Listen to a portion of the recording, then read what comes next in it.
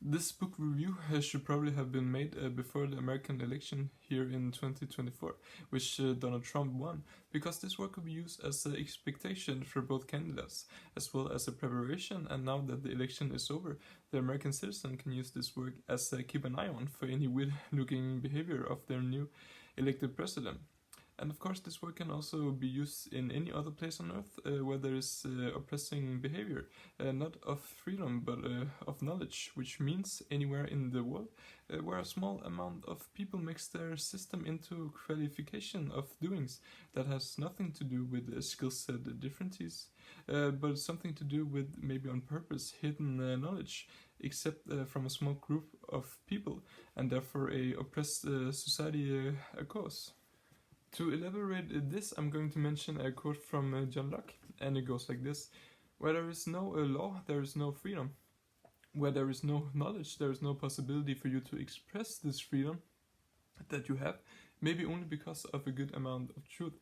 And you've probably heard this quote before, that the truth will set you free. And the way I have made an interpretation of this quote is that the smarter you are, the more possibilities you have to express your freedom.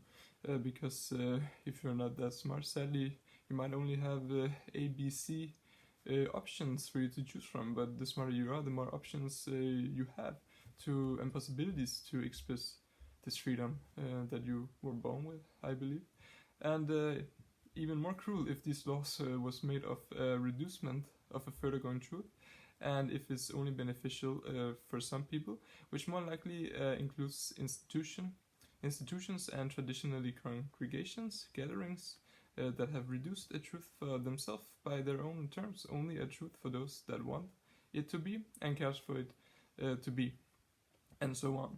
And even so, in social status hierarchy and groups, which some people might say is an illusion, but indirectly it becomes scary real with its presence, even more real with this year American election, almost like a popularity contest, some people might say.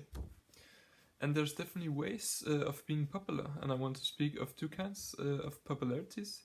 One is the good one, people liking you for who you are, your honest self, and the bad one, when it becomes an illusion, some sort of one, where you act and change who you truly are according to whether people like you or not. You change up all the time only to profit by being fake of what people like, which is what you then become.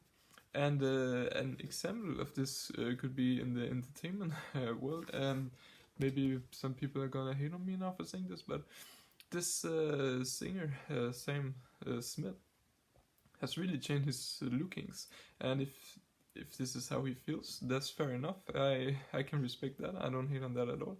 But I'm just saying, if you look at Coca-Cola having a label on Santa Claus, and to be honest here and say this, if somehow in the future people are gonna hate on Santa Claus, they're gonna change that, because all they want is your money. It's all the business. And the same goes with all these commercial with the rainbow flag, you know. You could say, oh, they support all of this, blah blah blah, but they truly don't. They just want you to like them for you to give them your money, and that's how it goes.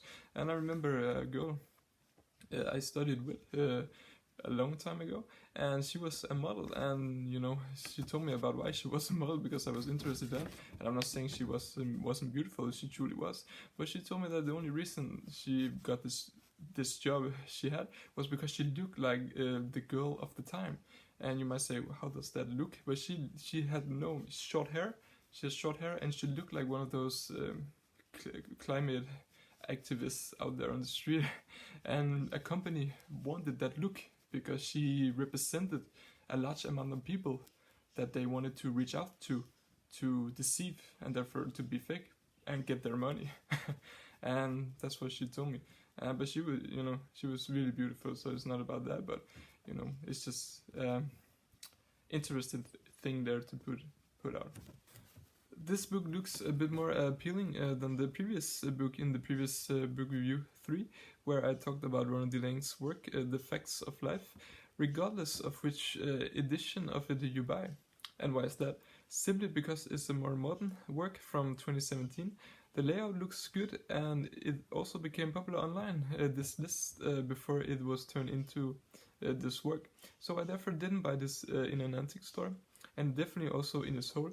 Looks like a full price book, but of course somewhere you can find it for cheap if you look long enough, and even better online to find it in a price range that fits you. And you might even find it for free, because this book has this starting point of the list he wrote after the American election in 2016 that reached out to a broad audience online, and you might even find it as an audiobook.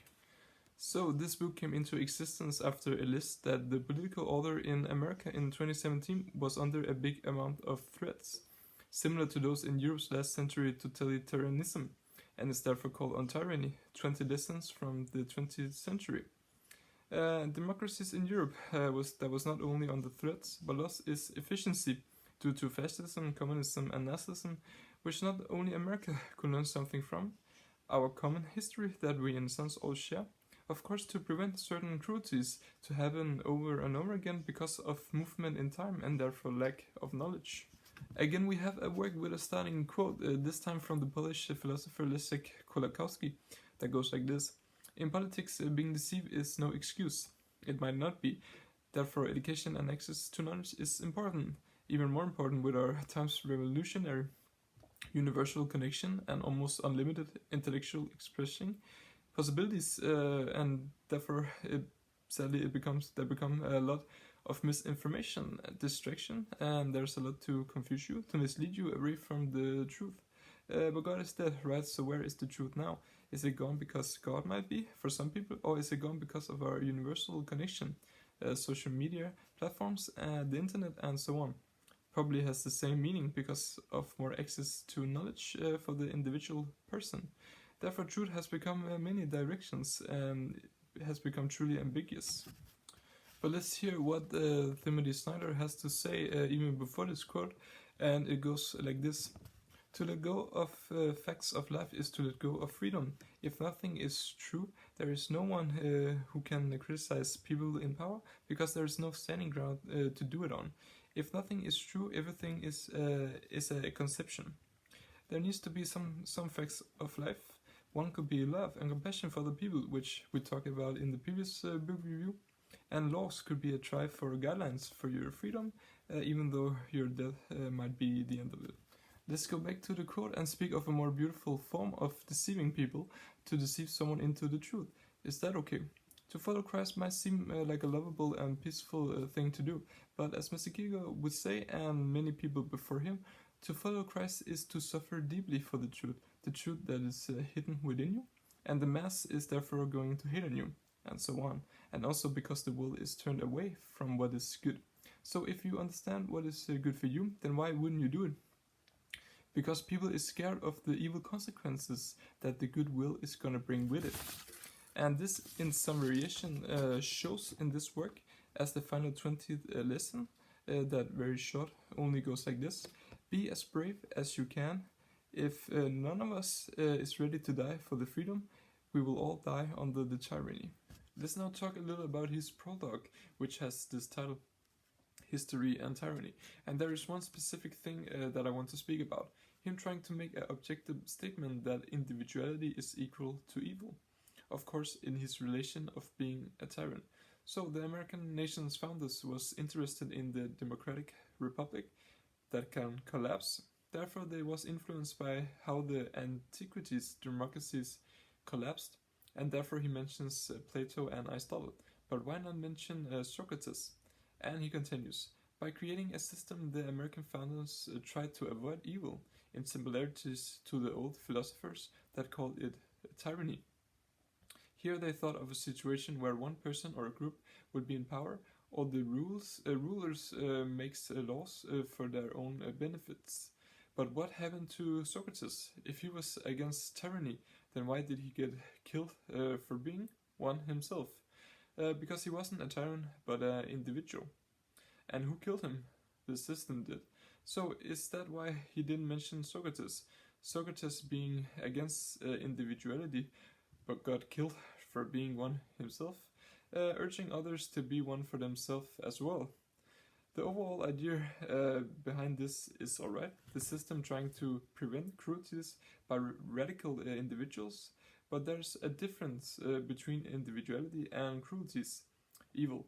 that is not provided here in this statement, and for him, therefore not to mention Socrates, sadly makes me question this whole work's real intentions. Maybe he deceived himself without even knowing, by being a product of the system. I mean, what happened to Jesus? How was he treated by people and the system? How was Mr. Gilgo treated? People hating on him, jealous of him, copying his style, and laughed at him? What would Franz Kafka say to this? And what about Karl Marx, saying the system is oppressing the individual person? And why did Nietzsche leave his academic career? And so on. Of course, some individuals can be awfully evil, but a lot of individuals are awfully good people. So there is a difference between being an individual and a tyrant, which Snyder is not providing, which is awful. Weak ideas, weak statement, wrong connection of ideas. There is a few flaws in this work. The overall meaning and idea behind it's a good one, but the standing ground of being a tyrant intellectual is lacking a little bit, but has not a crucial effect on this work in its whole, where our shared history in practical matters definitely can prevent cruelties in the future. People need a knowing of their history, but the understanding of it is far more important, and not just what happened, and so on. History can in some sort definitely repeat itself, same cruelties over and over again, but as Coca-Cola and the system, when people change their history, they follow, not because they agree with the people, but to preserve their place in the hierarchy system, to have internal benefit out of other people. So sadly the video has come to an end, and I think the last thing that I want to talk about is this. The system needs to preserve possibilities for every individual to express themselves, and not consider individuality to be evil. If there is no possibility to express oneself, people are going to have evil indirect suddenly affect reaction on that. Of course, evil in some way. Evil is a lot, can be a lot of things, and this book in its whole is alright. And I definitely recommend everyone to read it and to be aware of these lessons. And in the future, I'm gonna make another book review on all of these lessons to its fullest extent. And by that time, I hopefully have a clear understanding of his real intentions with this work. But since it's a popular one, because of that, it's a lack of truth.